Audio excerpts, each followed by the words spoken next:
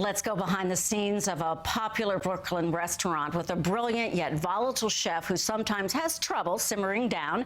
That's the setting for a sizzling hot off-Broadway play called Seared, written by critically acclaimed playwright Theresa Rebeck.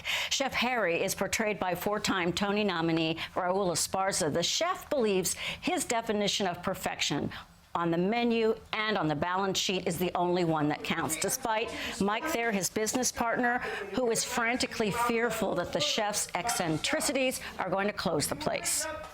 We go to the markets. I spend the day arguing with you about the bounty of America, which is flung at your feet by the farmers and bakers and cheesemakers, all of them brilliant, none of it good enough for your genius. It's my job to create beautiful food. You cannot do that without the right ingredients. That is just reality. Reality doesn't work. Yes, that is true. Reality is alarmingly challenging in every way and at all times. Oh, the playwright, Theresa Rebeck, joining me right now. She wrote Seared. It is fun. It is serious. You don't know what's going to happen. Kind of like cooking, right, Theresa? I actually don't cook. My husband cooks. So how did you come up with this? Well, I listened to him talk about food an awful lot. And so it was a commission for the San Francisco Playhouse, and I owed them a play, and I thought, what can I inhabit in a really muscular way? And I know a lot about how people behave in kitchens and how they talk about food and think about food. And so I sort of took a lot of what I heard from my husband and put it in this, pot boiler. And it's a real kitchen. I saw it last week. Great fun. You can smell the food. You hear what's going on. 4 people in your plot.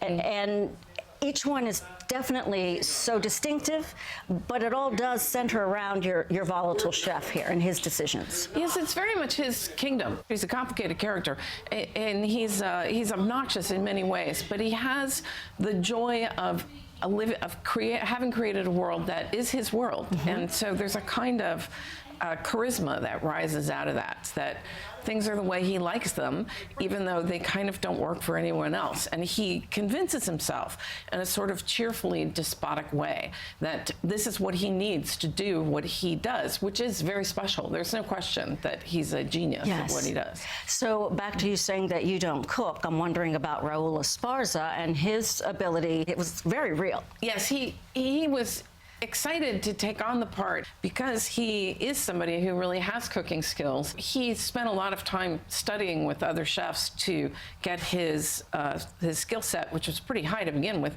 up to kind of kitchen confidential standards. The rehearsal process was exciting. There was a great beauty to the musicality of how he merged the elements of the cooking and the movements of the cooking, like the song and dance of the cooking with the play itself. And the whole issue of the play, there's this, the scallops. He makes scallops really well, and they got reviewed. So I used that as the inciting incident sort of the play, that, someone came in from New York Magazine and they had the scallops and thought they were great, and so they put a little pop about the scallops. We got 16 setups and people lining up on the sidewalk. That's my point. People are lining up for the scallops. They're lining up for the food. Harry doesn't like to be told how to run his restaurant, what to do. He's a contrarian. Look, I was here all night. You asked. I did not ask you. I said that if you were not willing to put the scallops on the menu, that it would be terrific if you could come up with another dish that would take its place as a signature dish. Something that people would come here knowing it was the thing to order. You said.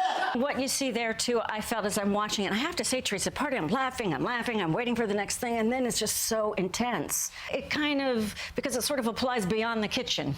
It's about life, right? Yeah. Hurting feelings and... Yeah, it's not like a light comedy. I'm more interested in the way comedy and tragedy, or at least comedy and drama, line up right up next to each other. And in your other works, Theresa Rebeck, creator of the hit show Smash, writer, producer of NYPD Blue for several seasons, Law and Order Criminal Intent, Law and Order Criminal Minds, as well as films, novels, and let's get back to the stage, off-Broadway and Broadway. Just this past year, you were this title? How do you like? Is this all right with you? It's such a weird distinction. Is this the thing about I have had more plays on Broadway as well? No, okay. that's actually accurate. But Let me say it first. Okay. Let me say it. You were a Pulitzer Prize finalist for drama.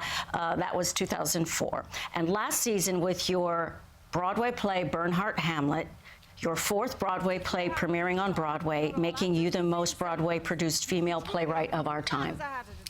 That's accurate. It's a weird statistic, but I write straight plays. It's partially a statistic because women, it's so difficult for women to get to that point. That's still an issue. And there are some women who work on musicals, like Lynn Ahrens, who gets there all the time. But I don't do musicals, I do plays. And so it's a near miracle for a female playwright to get to Broadway 4 times. Well, congratulations. Thank you. I love doing shows on Broadway. It's very exciting. I want to do it again. Thank you for being here, Theresa Rebeck, author of Seared. Thank you. All right, you can see Seared at the MCC Theater at 511 West 52nd Street in Hell's Kitchen, now through December 22nd.